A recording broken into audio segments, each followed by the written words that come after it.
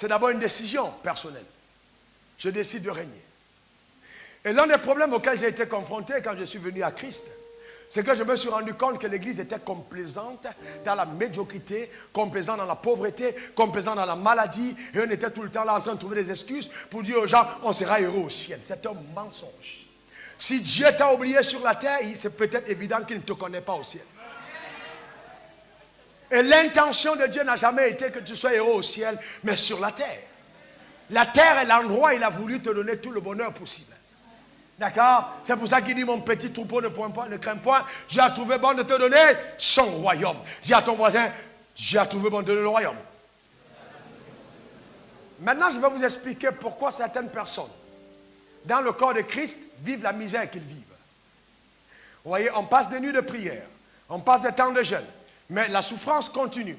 Pas parce qu'il y a une malédiction quelconque, non. C'est la majorité, c'est les pupitres qui nous nourrissent.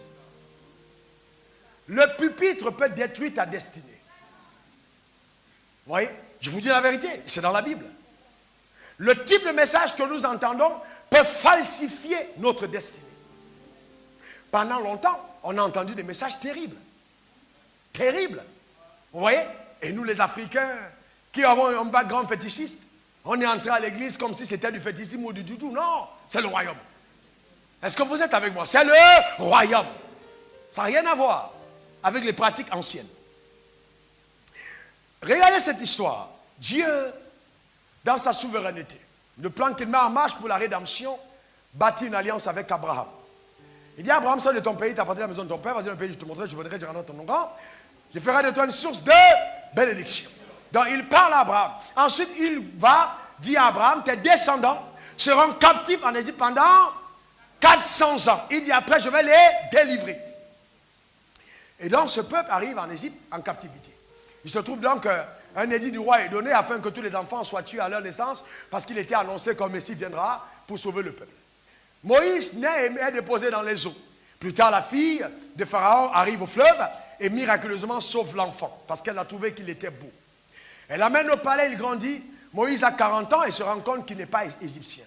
Donc, il voit deux Égyptiens en train de se battre, deux Juifs en train de se battre, et il s'interpose. Parce qu'à l'intérieur de lui, l'ADN de Dieu, le petit truc qui est à l'intérieur, commence à lui dire, c'est pas ta place.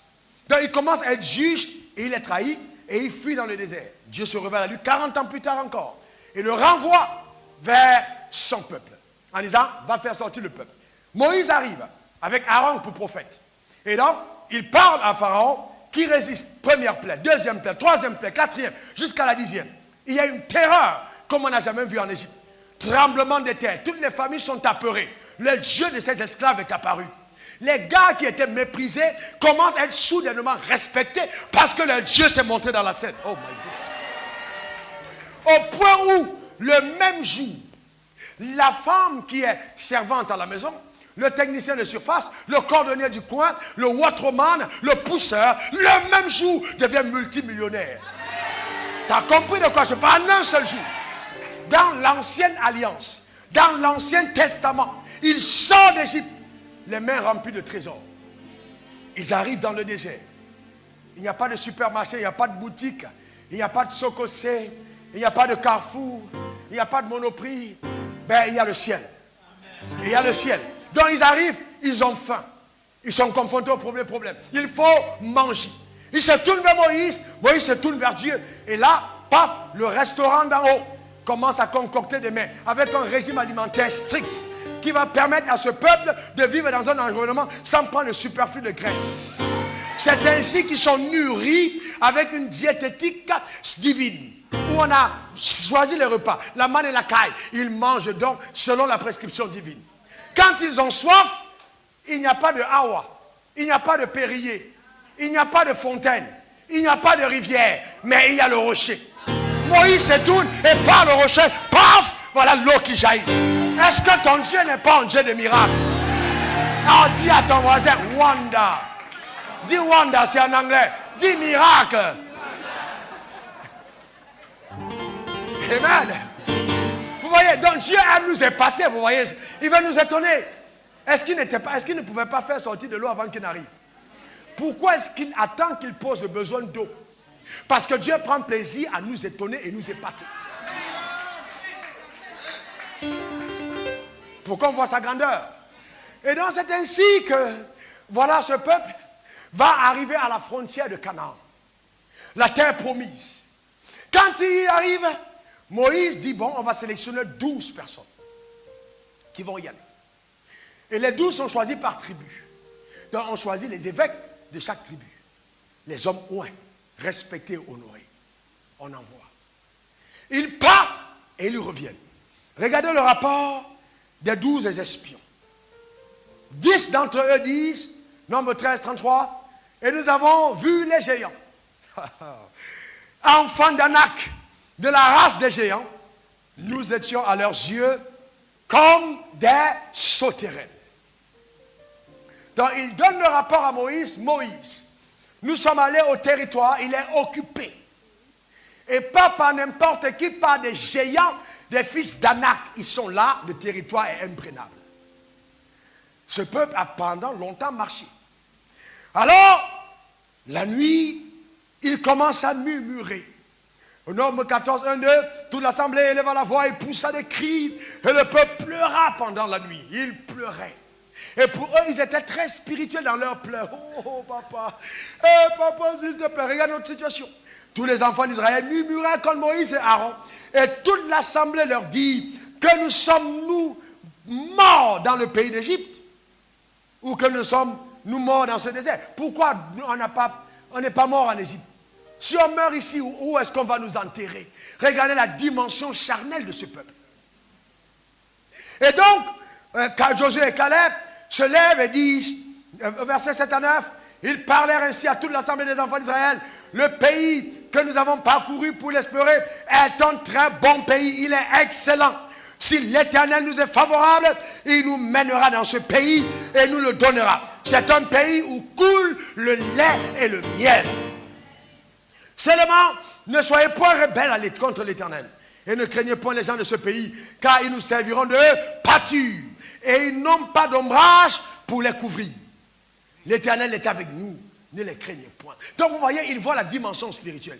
Ils sont géants, certes, mais ils n'ont pas de couverture. Ils n'ont pas d'ombrage. Ils sont exposés.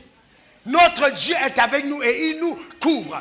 Bien aimé, aussi longtemps que Dieu est avec toi, quelle que soit la hauteur de tes ennemis, ils sont vulnérables, ils sont exposés et tu vas les atteindre. Dis Amen.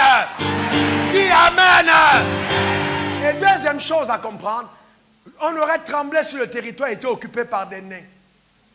Mais comme c'était par des géants, on devait comprendre la sagesse de Dieu.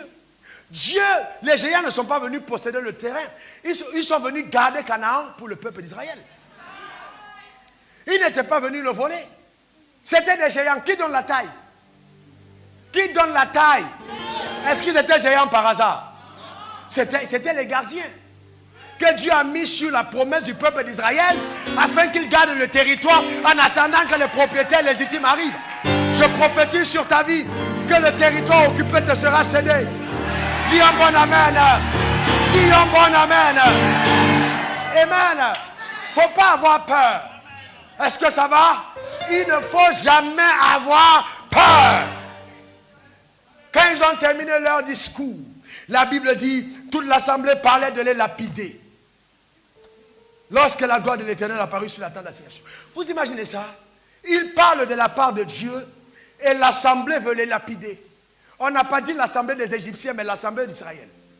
Veut les lapider. Bien-aimés, il y a une dimension. Quand tu l'atteins, ce n'est plus le diable qui te combat, mais c'est les mêmes personnes autour. J'appelle ça la dimension de la haute révélation. Quand tu décides de marcher comme Dieu veut que tu marches, les religieux grincent des dents parce qu'ils ne comprennent pas ce qui est en train d'arriver. Est-ce que ça va? Écoute-moi bien.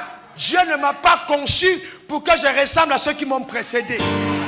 Si je suis venu après, c'est parce que Dieu sait qu'il y a quelque chose qui doit se révéler après. Est-ce que quelqu'un comprend de quoi je parle? Est-ce que quelqu'un est avec moi? Amen. Dis à ton voisin, je me décide à régner. Dis-le encore, je me décide à régner. Je posséderai tout ce qui est rattaché à mon identité. avec géant.